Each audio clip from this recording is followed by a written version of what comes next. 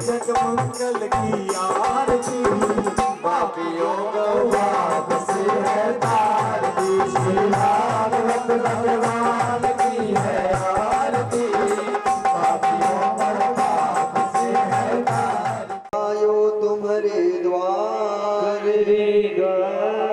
और भानु की लाडली मेरी ओर निहार आए हो तो प्रेम से लो हरि का नाम सब भक्तों को रजनीश की जय जय राधे श्याम जय जय राधे श्याम जय जय सीताराम। बोलिए भागवत महापुराण की जय हो, सद्गुरुदेव भगवान की जय हो, कृष्ण कन्हैया लाल की जय हो, अपने अपने माता पिता की जय। परम मंगल में परात्पर अखिलेश्वर जगत नियंता जगत का पालन पोषण करने वाले भगवान श्री कृष्ण की वांग में प्रतिमूर्ति श्रीमद् भागवत कथा साप्ताहिक कथा का आज 7वां दिन अंतिम दिवस, आज विश्राम दिवस, हम सभी श्रवण करने के लिए यहाँ पर उपस्थित हुए हैं, एकत्रित हुए हैं। विगत 6 दिनों से जो कथा हम सभी श्रवण कर रहे हैं, मान लीजिए यदि कोई नहीं आ पाया 6 दिन की कथा को सुनने के लिए और आज आया है 7वें दिन, तो उसको 6 दिन की कथा न सुनने का जो पुण्य है वो 7वें दिन की कथा सुन लेने से प्राप्त हो जाएगी। 6 दिन सुनने से सुन नहीं पाए 6 दिन, अगर 7वें दिन पहुंच गए तब वो फल जो है वो पूरा हो जाएगा। और 7 दिन तक सुन लिए, 6 दिन तक सुन लिए और 7वें दिन नहीं आए तो फिर चूक जाएंगे। जो 7वां दिन नहीं सुन पाए और हवन में शामिल हुए, हवन का दर्शन करें।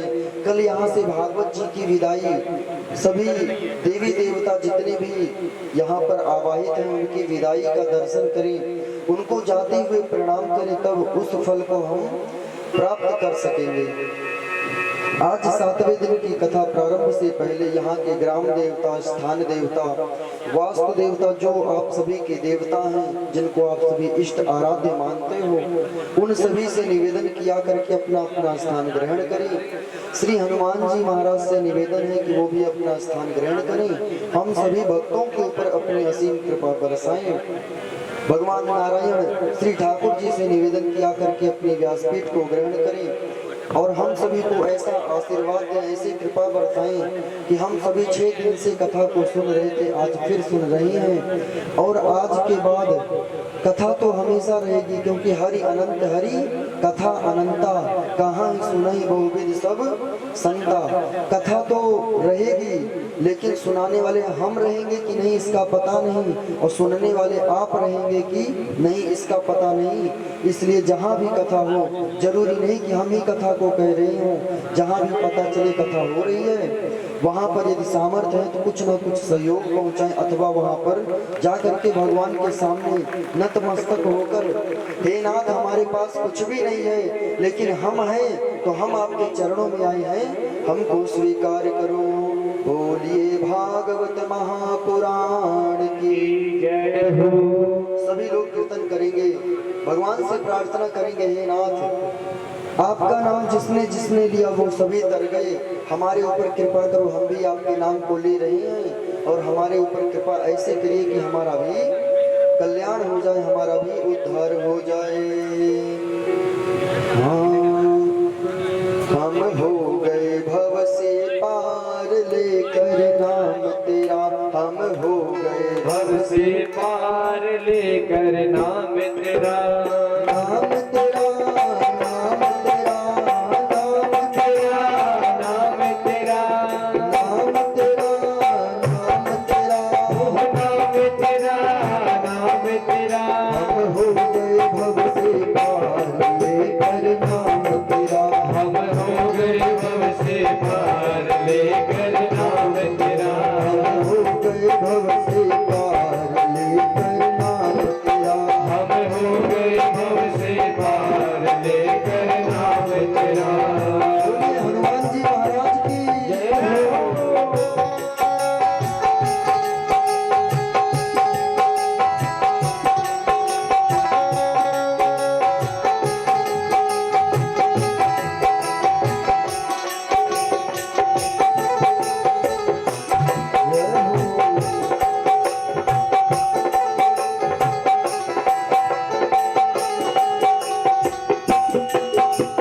वाल्मीकि अति दुखी दीन था, वाल्मीकि अति पुत्र दीन का, बुरे कर्म में सदा लीन था, बुरे कर्म में सदा लीन था।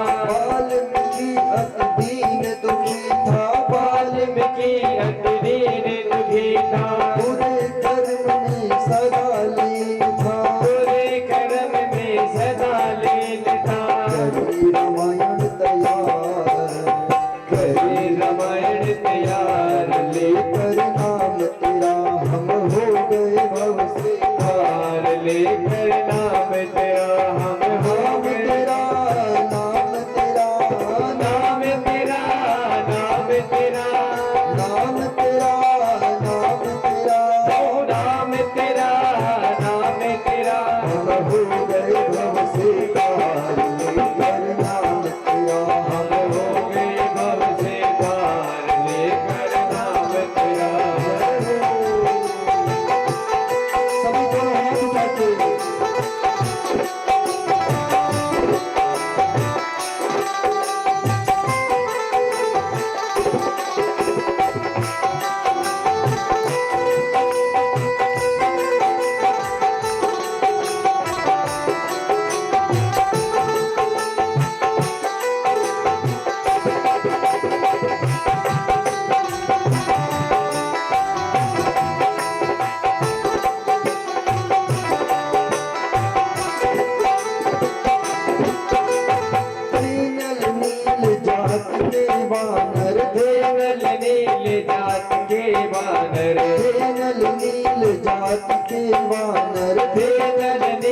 जात के वानर राम नाम लिख दिया शिला पर राम नाम लिख दिया शिला पर हो गई सेना पार हो गई सेना पार लेकर नाम तेरा हम हो गए भव से पार लेकर नाम तेरा नाम तेरा नाम तेरा नाम तेरा नाम तेरा नाम तेरा नाम तेरा नाम तेरा नाम तेरा हम हो गए भव से पार लेकर नाम तेरा हम हो गए भव से पार लेकर नाम तेरा जय हो बोलिए कृष्ण कन्हैया लाल की जय हो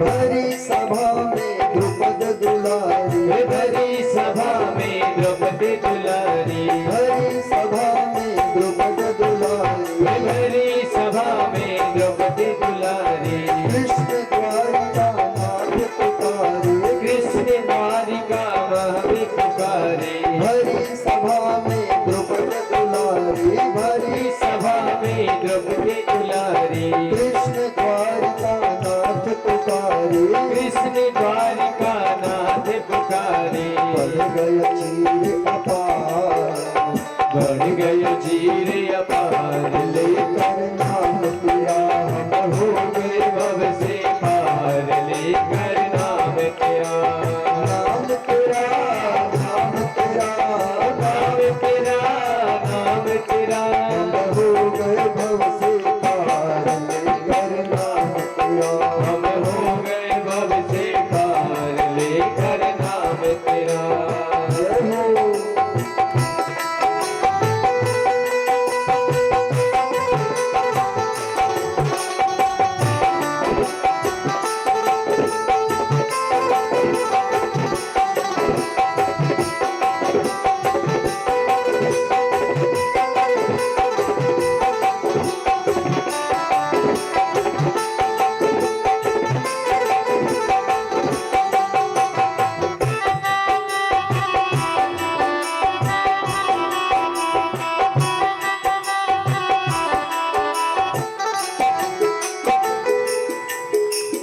गजने राधा नाम पुकारा भजने राधा नाम पुकारा गजने राधा नाम पुकारा भजने राधा नाम पुकारा गरुड़ छोड़कर उसे उबारा गरुड़ छोड़ कर उसे उबारा गरुड़ छोड़कर उसे उबारा गरुड़ छोड़ कर उसे उबारा किया ग्राह संघार अरे किया ग्रह संहार लेके नाम तेरा हो गए भव से पार लेकर नाम तेरा हो गए भव से पार लेकर नाम तेरा नाम तेरा नाम तेरा नाम तेरा नाम तेरा नाम तेरा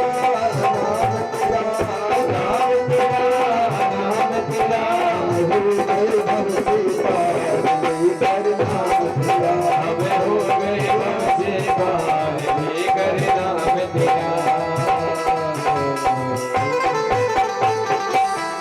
बोलिए भागवत महापुराण की जय आज कथा को प्रारंभ करने से पहले भगत जी को सूचना देंगे 10-15 मिनट उनकी वाणी को सुन करके कुछ सम्मानित व्यक्ति हैं उनको सम्मान दे करके हम कथा को सुनेंगे और कथा को सुन करके आज सप्तम दिवस है आज थोड़ा सा देर होगा लेकिन काली कमली वाला मेरा यार है मेरे मन का मोहन को दीदार है सभी लोग झूम झूमते हुए।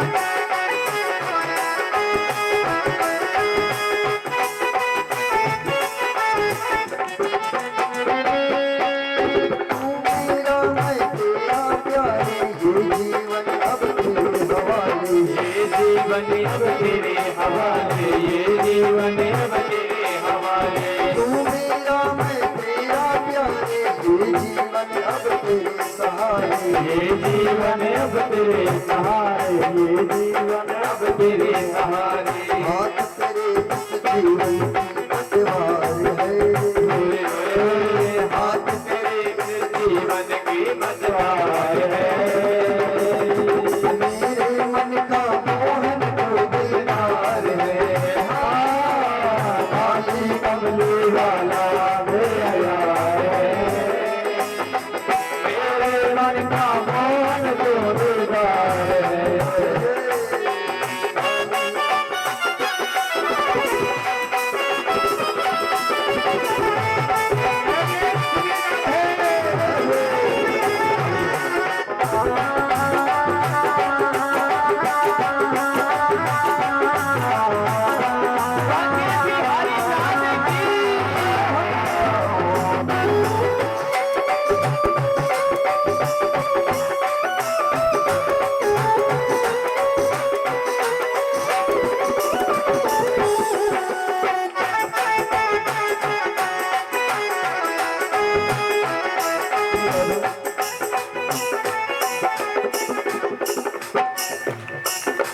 भगवान ऐसे आने वाले नहीं है। हाँ, एक तो शिकायत करते हो महाराज जी नृत्य नहीं करवाते, और यहाँ पर कोई नृत्य नहीं करता, और जाकर के पीछे से शिकायत करते हो महाराज जी आप तो करते नहीं। हाँ, सभी झूमते हुए।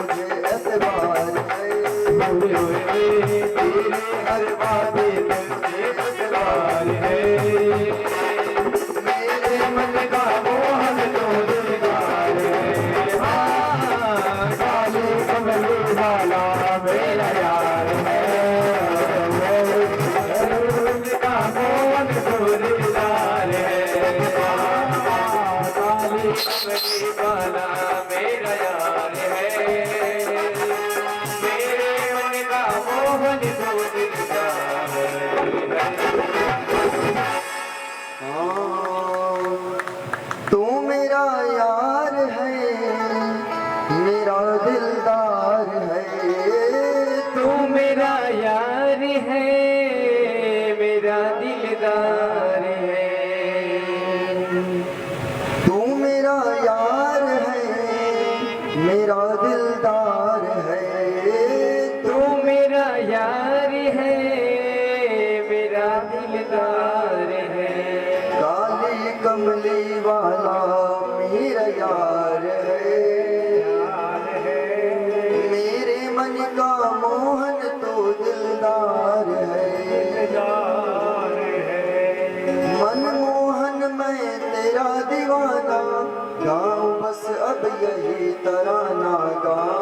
बस अब यही तराना, गाऊं बस अब यही तराना। श्याम सलोने तो मेरा रिजवार है, मेरे मन का मोहन तो दिलदार है। काली कमली वाला मेरा यार है, मेरे मन का मोहन तो दिलदार है। बोलिए कृष्ण कन्हैया लाल की। प्रद्युम्न जी का विवाह रति महारानी से पूर्ण हुआ लेकर के अपने घर पर आए। रुक्मणी मैया ने स्वागत किया, दोनों को गृह प्रवेश करवाया। इसके बाद राजा परीक्षित ने सुखदेव जी महाराज से पूछा कि हमने सुना है भगवान कृष्ण के और भी विवाह हुए थे, हमें उन विवाहों की कथा सुनाइए। सुखदेव जी ने कहा, आसीत सत्राजितः सूर्यो भक्तस्य परमः सखा, प्रीतस्तस्मै मणिं प्रदात् सूर्यस्तष्टो समयन्तकम्। सुखदेव जी ने कहा, राजा परीक्षित, सत्राजित नाम के एक राजा रहते थे। आज कथा का आखिरी दिन है, आज बातें ना करो, कल कर लेना। माताएं घूंघट करके बात कर रही है, मतलब बात करेंगे जरूर, हाँ बात करेंगे जरूर, बात ना करो। हाँ, सुखदेव जी महाराज से राजा परीक्षित ने कहा कि हमने सुना है भगवान के और भी विवाह हुए थे, हमें उनकी कथा सुनाइए। सुखदेव जी ने कहा कि एक सत्राजित नाम के राजा रहते थे, वो सूर्य देव के बड़े प्रिय भक्त थे। एक दिन उनकी सेवा से प्रसन्न होकर सूर्य देव ने दर्शन दिया। दर्शन देने के पश्चात वरदान मांगने को कहा। इन्होंने कहा, हम तो आपकी सेवा पूजा इसलिए करते थे कि आपकी कृपा हमारे ऊपर बनी रहे, हम धन धान्य से परिपूर्ण रहे, हमें दुख ना हो। तब सूर्यदेव ने कहा कि हम आपको एक मणि देते हैं, ये मणि आपको सोना देती रहेगी, 8 बार सोना प्रतिदिन देगी, इससे आप अपनी प्रजा का पालन करना। उस मणि को पा गए। मणि को पाने के बाद उसको लॉकेट बनवाकर अपने गले में धारण कर लिए, सबको दिखाने लगे।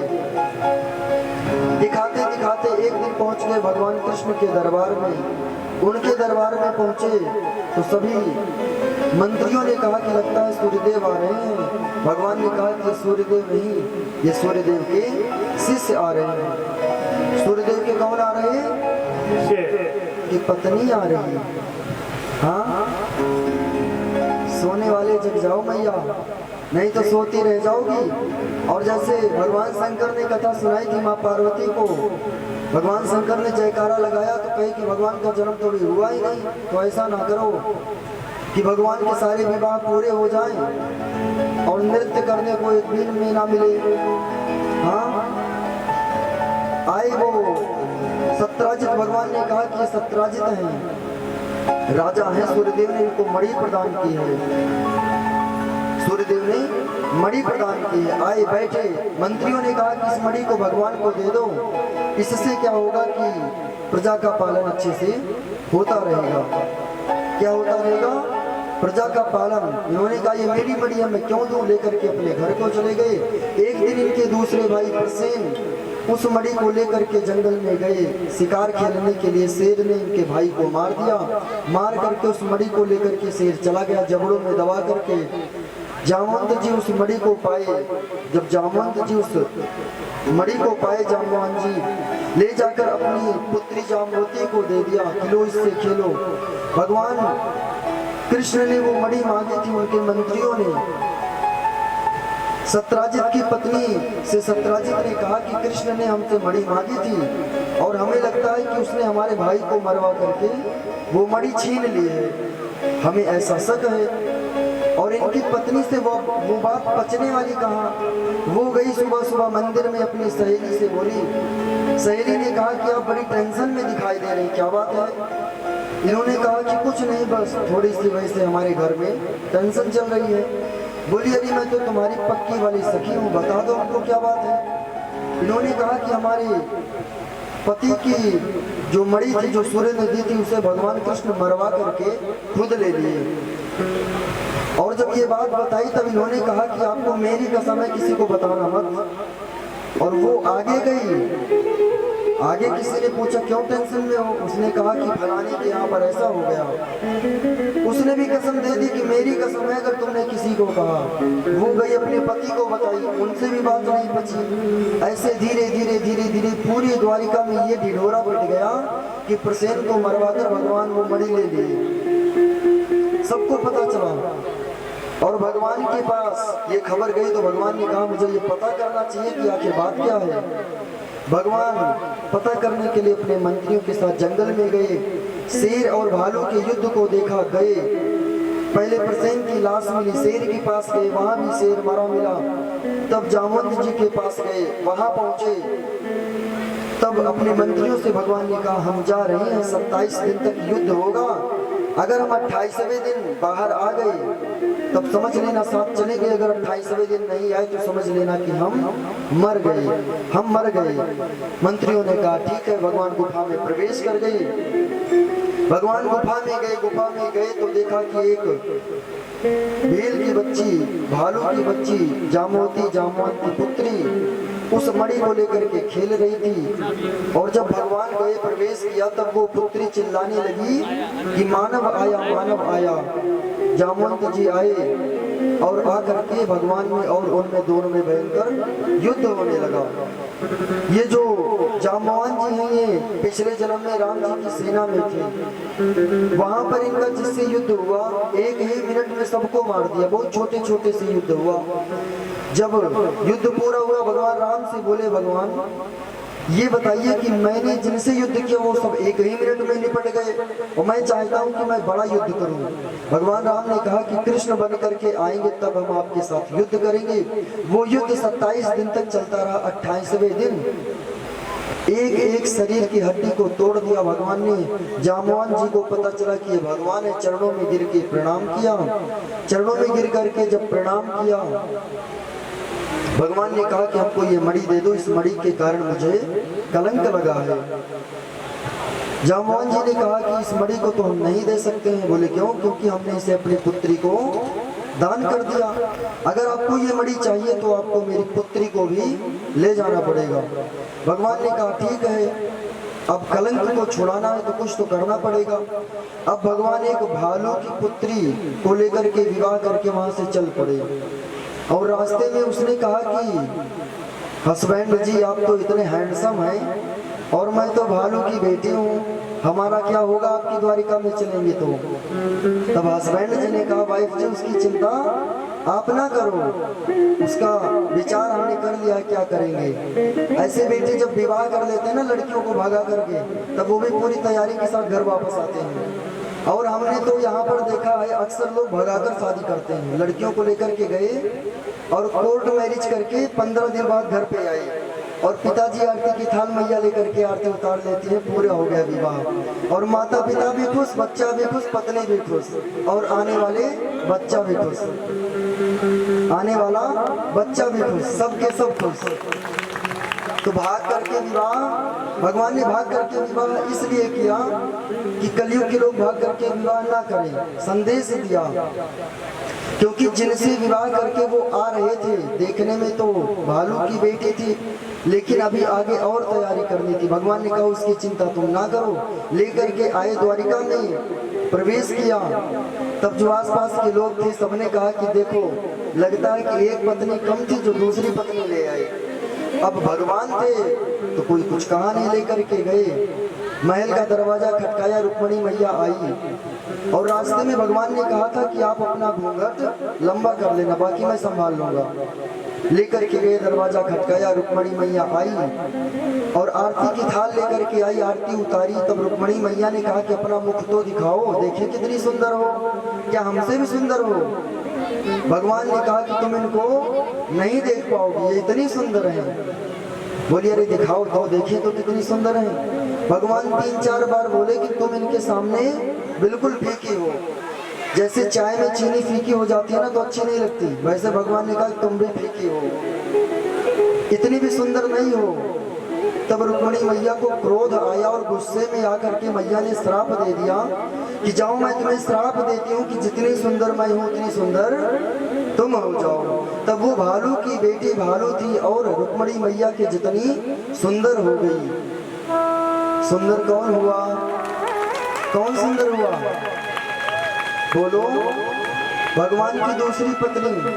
तो ताली बजाने में सबने कंजूसी की, और जरा सी अपना बच्चा सुंदर हो जाए, बेटी सुंदर हो जाए तो खूब तालियां बजाते हैं। अच्छा, हमने देखा है कि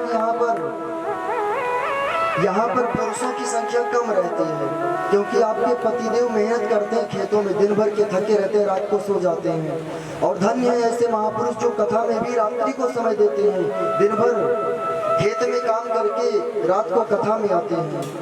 अब पतिदेव के लिए भी ताली बजा लो, आपके नहीं किसी के तो हैं। हाँ, अपने लिए ही बजाएंगे, अपने पति के लिए, बाकी दूसरे का पति तो खड़ूस है। अपना हो चाहे दूसरे का हो, सबके लिए ताली बजाना, ठीक है। बोलिए कृष्ण कन्हैया लाल की जय। भगवान का दूसरा विवाह पूरा हुआ, लेकर के गए उस मणि को सत्राजित को दिए। जब सत्राजित को वो मणि दिए कि लो ये आपकी मणि, तब सत्राजित ने कहा कि मैंने ये बेटी अपनी, ये जो मणि है मैंने इसको अपनी बेटी को दे दिया था। बोले फिर? बोले कि अगर आपको ये मणि लेकर के जाना है तो आपको हमारी बेटी से विवाह करना पड़ेगा। भगवान सत्राजित की पुत्री सत्यभामा के साथ अपना तीसरा विवाह किए। चौथा विवाह भगवान का कालिंदी के साथ, पांचवा मित्रवृंदा के साथ।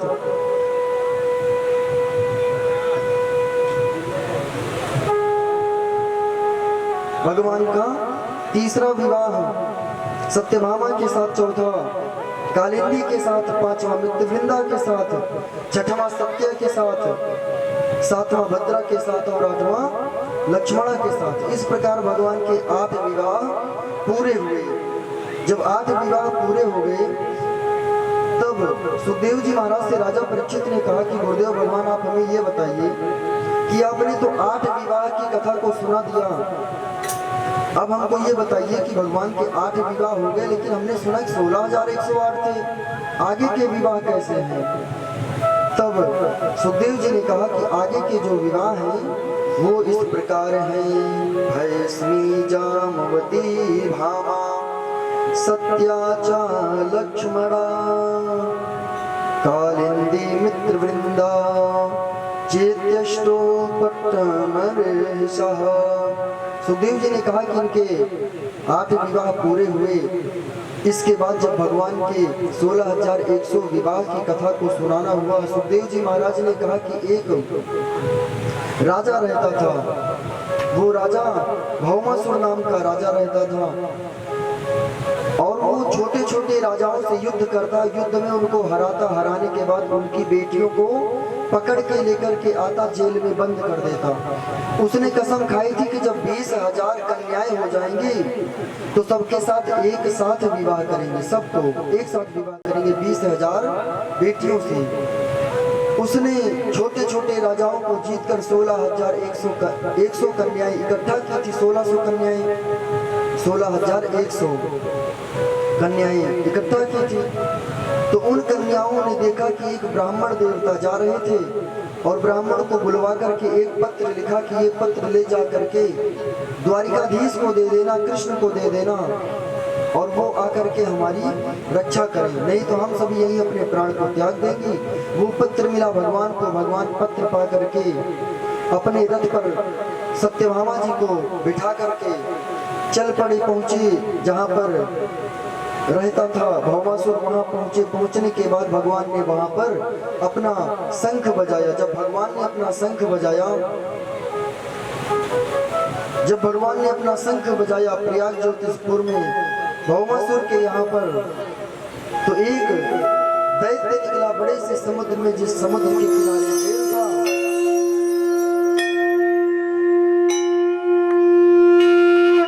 जिस समुद्र के किनारे वो जेल था, एक राक्षस निकला, भगवान उससे युद्ध किए, उसका अंत किए और आगे बढ़े। तो भौमासुर से भगवान का युद्ध हुआ। जब भौमासुर से भगवान का युद्ध हुआ तब थोड़ी देर युद्ध होता रहा, होता रहा। भगवान ने इशारा किया सत्यभामा जी को कि आप बताइए हम क्या करें, इसको मार दें या छोड़ दें। क्योंकि भौमासुर यानी कि जो भूमि से जन्म लिया वही भौमासुर, और सत्यभामा जी का भी धरती से संबंध है। इसलिए पूछा कि क्या करें, तब सत्यभामा जी ने इशारा कर दिया कि इसको मार दो। भगवान ने एक मुष्टिका का प्रहार किया, भौमासुर का अंत हुआ। सभी के पास भगवान गए, सभी कन्याओं को आजाद करवाए। सबने एक स्वर में कहा कि हे कन्हैया हमारा क्या होगा, हम कहाँ जाएंगी। तब भगवान ने कहा कि आप सब अपने अपने पिता के घर जाइए। सभी ने एक साथ कहा कन्हैया हम अपने पिता के घर तो चले जाएंगे, लेकिन ये गांव समाज के लोग क्या कहेंगे कि ये तो किसी और के यहाँ रह करके आई है, कोई हमें स्वीकार नहीं करेगा, कोई हमसे विवाह नहीं करेगा। इसलिए आप हमारे ऊपर कृपा करें और हम क्या करें आप बताइए। भगवान ने कहा आपको क्या करना है, आप ही विचार करो।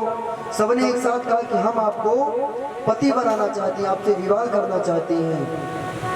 और भगवान ने 16,100 रूपों में बट गए। भगवान सबके पास खड़े हो गए वरमाला लेकर, और सभी के गले में एक ही बार में सबके गले में वरमाला डाल करके भगवान ने 16,100 कन्याओं के साथ विवाह किया।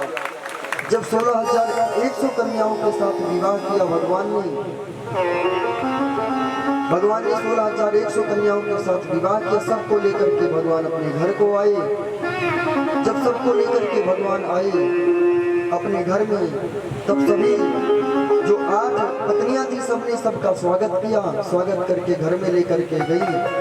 और भगवान के अब कितने विवाह पूरे हुए, कितने विवाह, 16,108। जोर से बोलो, खा करके नहीं आए। कितनी माताओं का आज व्रत होगा, कितनों का व्रत है, हाथ उठाओ। हमें पता है व्रत होगा, इसलिए आवाज नहीं आ रही। और जो रोज जयकारा जोर से लगाते थे, भगवान की कृपा आज उन्हीं का व्रत है। और जो खा करके आए वो तो कंजूस बैठे।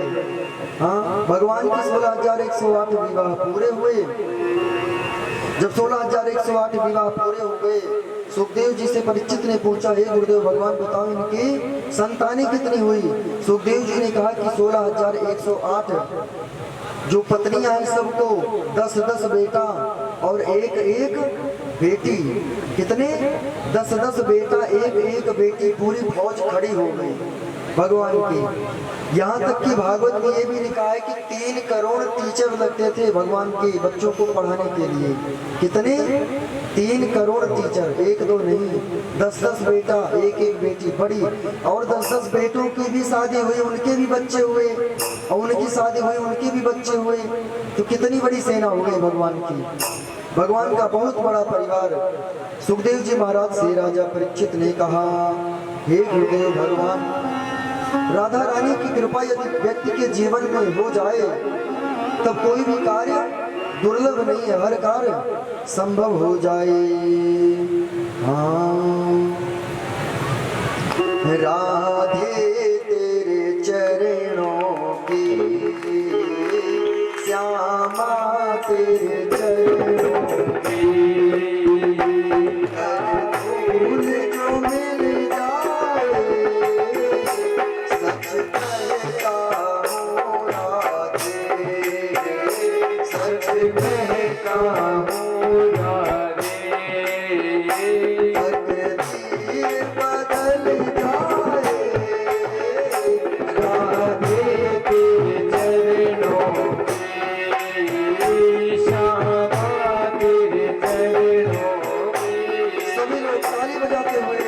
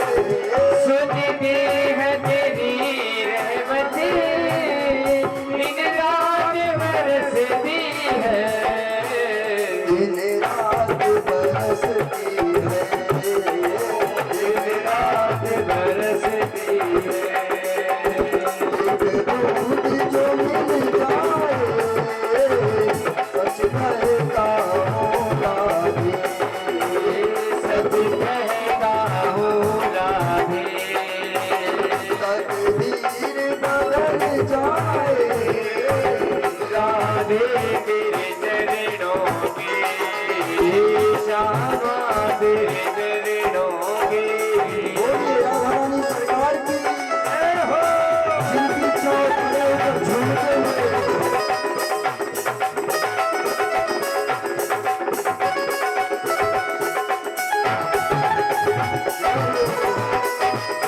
श्री राधे।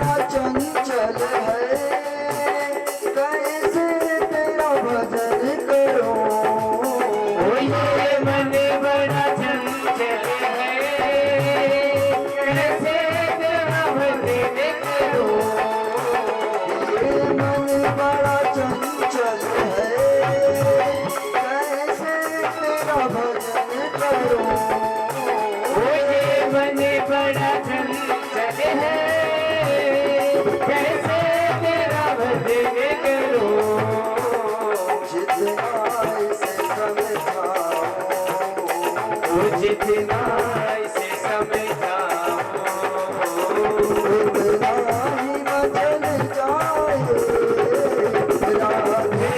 तेरे चरणों की श्यामा तेरे चरणों की। श्री राधे।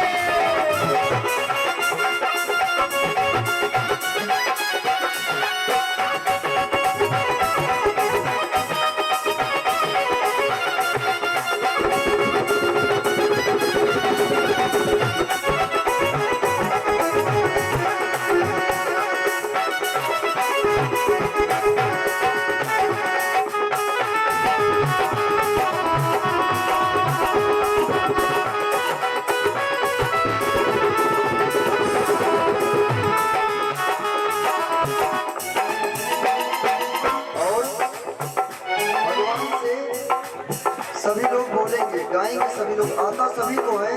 सभी लोग बोलेंगे नजरों से किया नाना चाहे जितनी सजा देना। नजरों से गिराना ना चाहे जितनी सजा देना। नजरों से किया नाना चाहे जितनी सजा देना। नजरों से गिराना ना चाहे जितनी सजा देना। नजरों से जो गिर जाए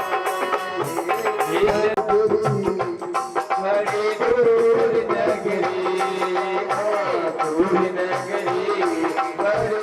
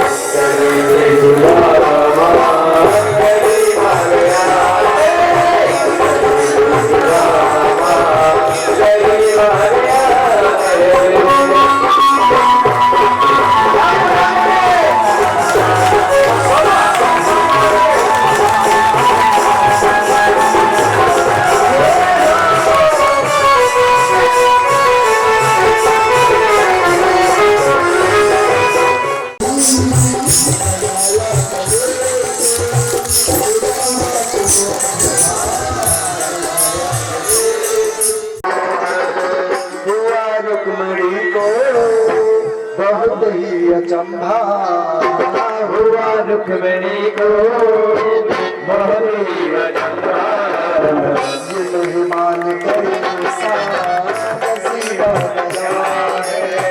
ये मेहमान कैसा नसीबा गया है।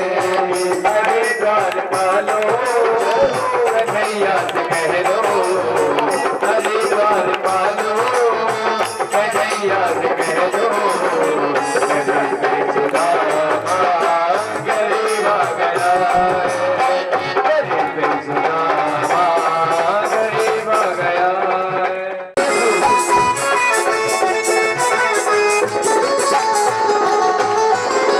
बराबर से अपने सुदामा दिखाए, बराबर से अपने सुदामा दिखाए, चेहरा से सामने बुलाए। चले आंसुओं से सामने मिलाए। न घबराओ प्यारे जरा तुम सुदामा, न घबराओ ये कैसी सौगात भाभी ने दी है, ये कैसी कैसी सौगात कन्हैया से कह दो, जिंदगी सदा नसीब आ गया है, सदा नसीब आ गया है, नसीब आ गया है।